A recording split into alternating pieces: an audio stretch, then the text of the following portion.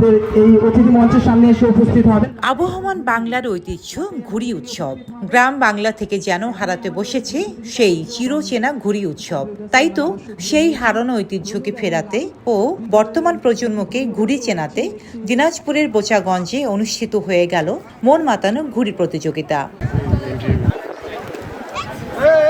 শুক্রবার 25শে এপ্রিল বিকেলে বোচাগঞ্জ উপজেলার সেতাবগঞ্জ বড় মাঠে সূর্য তরুণের আয়োজনে ঘুড়ি প্রতিযোগিতার উদ্বোধন করেন বোচাগঞ্জ উপজেলা নির্বাহী অফিসার মোহাম্মদ মারুফ হাসান। এ সময় বিশেষ অতিথি হিসেবে উপস্থিত ছিলেন সহকারী কমিশনার সাইফুল হুদা। সভাপতিত্ব করেন আয়োজক প্রতিষ্ঠান সূর্য তরুণের আহ্বায়ক তৌফিক মিঠু।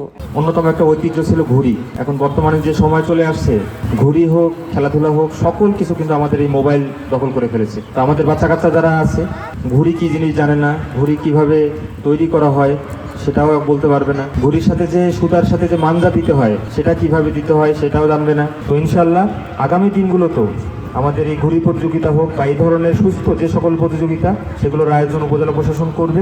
মাঝারি তাপদাহ উপেক্ষা করে চলো হারাই শৈশবে এই প্রতিপাদ্যকে সামনে রেখে সেতাবগঞ্জ বড় মাঠে এই ঘুড়ির উৎসব উপভোগ করেন হাজারো মানুষ।